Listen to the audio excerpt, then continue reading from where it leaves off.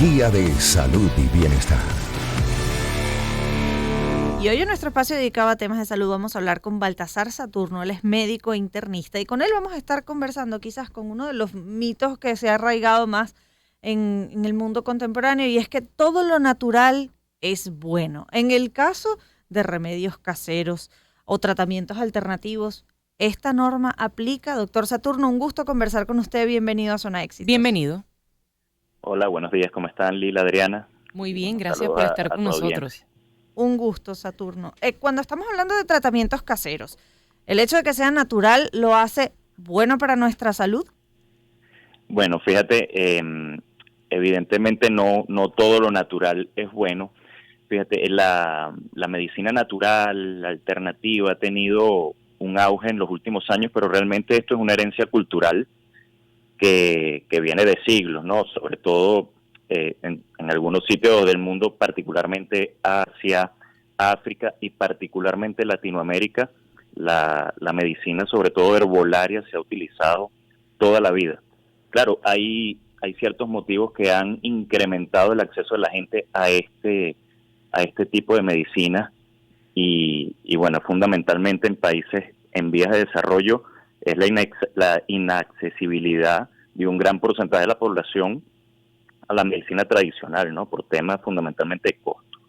Entonces eso ha generado este incremento en las últimas décadas de acceso a terapias entre comillas naturales que por ser naturales se asumen como seguras y realmente muchas no lo son. ¿Cuáles de las que quizás recibe usted con más frecuencia deben encender alarmas? Yo le comentaba a Lila antes en esta entrevista, en algún momento en ese país en el que los medicamentos son costosos o no están disponibles, entrevisté a una señora que consumía pulpa de la tapara para mejorar, entre comillas, su condición de cáncer. Pero ¿qué cosas ha escuchado usted que no se deben repetir y que la gente hace porque se lo escuchó a su abuela, a su tía o a un hermano?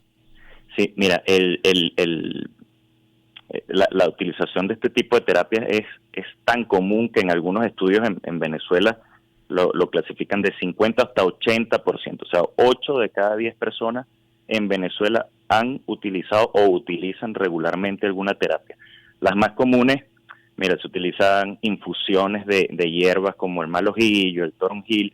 Algunas de ellas son bastante inocuas, pero hay algunas que son particularmente tóxicas para el hígado. Por ejemplo, la raíz de onoto, no sé si lo has escuchado. Uh-huh. Nosotros con cierta frecuencia vemos intoxicaciones, sobre todo de toxicidad hepática al hígado, que es como la gran industria del organismo, es el hígado, ¿no? El órgano encargado de procesar todo lo que ingerimos por la vía oral.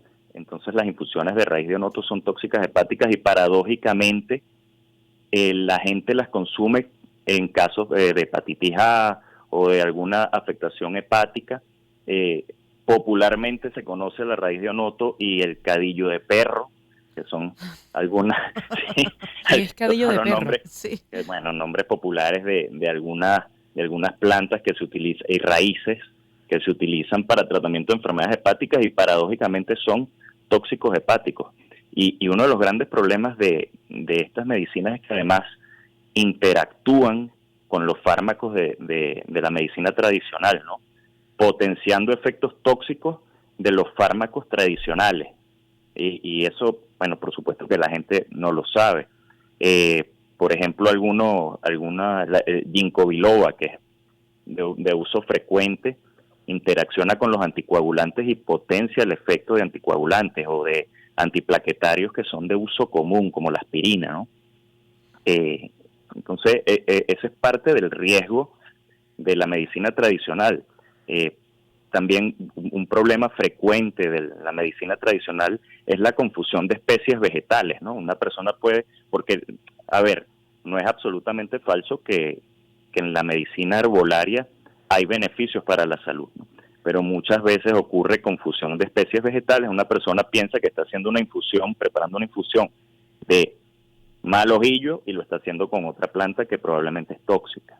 Uh-huh. Ahora, doctor Saturno, habla de que en algunos casos pueden ser tratamientos o terapias inocuas, y yo he escuchado, por ejemplo, de gente que se come una cucharada de ajo machacado para controlar la tensión arterial, que bueno, en el peor de los casos a lo mejor lo que puede ocurrir es que te da muy mal aliento, pero otro riesgo no estaría asociado más bien al hecho de no tratar porque piensas que ya esto es suficiente para manejar esa condición de hipertensión.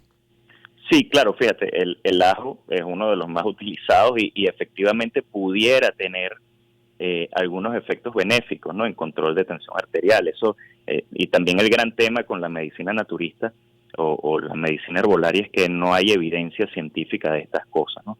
Pero sí, por supuesto, hay gente que, y pasa mucho con el caso también de hipoglicemiantes, hay gente que sustituye la medicina tradicional, que está aprobada, que está evaluada, sustentada en evidencia clínica, y lo sustituyen por este tipo de medicinas y naturistas que, bueno, finalmente muy probablemente no tengan el efecto deseado, y entonces estas patologías que son muy comunes además, como hipertensión arterial, diabetes, bueno, van galopando. Doctor Saturno, además de la raíz de onoto que usted la mencionó, el cadillo de perro que todavía no supe qué era, o como le decía yo, la infusión con la pulpa de la tapara, ¿qué otras cosas no se deben hacer que usted escuche con frecuencia a la gente y que quizás alguien que está manejando en este momento y nos está escuchando dice, oye, yo suelo hacer eso, para ciertas patologías son un no lo haga, no lo repita, aunque se lo diga a algún familiar cercano?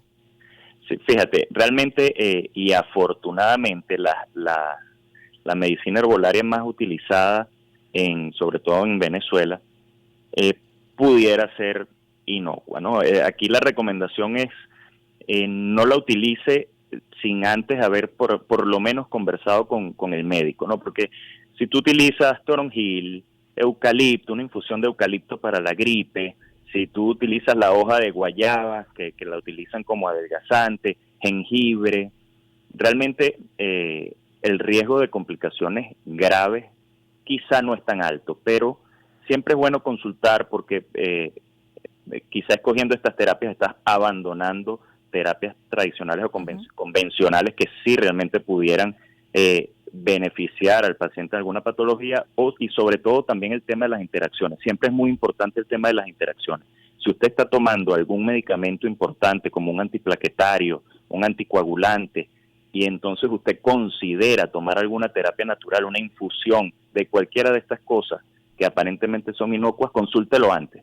Y eso es parte del problema también. Muchas veces el paciente siente cierta como, digamos, pena o vergüenza de comentarle al médico que utiliza terapias naturales. Y a veces eso hay que sacarlo cuando uno está conversando con el paciente, hay que sacarlo, como dicen, con cucharita, ¿no? Hay que indagar en eso. Doctor Saturno, justamente porque nos quedan apenas un minutico para despedir, hay una pregunta que nos hacen a través de redes sociales. Por favor, pregúntale al doctor por la avena asociada a bajar el colesterol malo. Avena asociada a bajar el colesterol malo. Y agrego a esto, hay que dudar de esos medicamentos, tratamientos, tés, infusiones que prometen desde curar hasta la caída del cabello, a la acidez y adelgazar. Sí, bueno, con respecto a la avena sí hay cierta evidencia de que puede mejorar el perfil lipídico, ¿no? Lo que llamaríamos disminuir el colesterol malo y mejorar los niveles de colesterol HDL o colesterol bueno.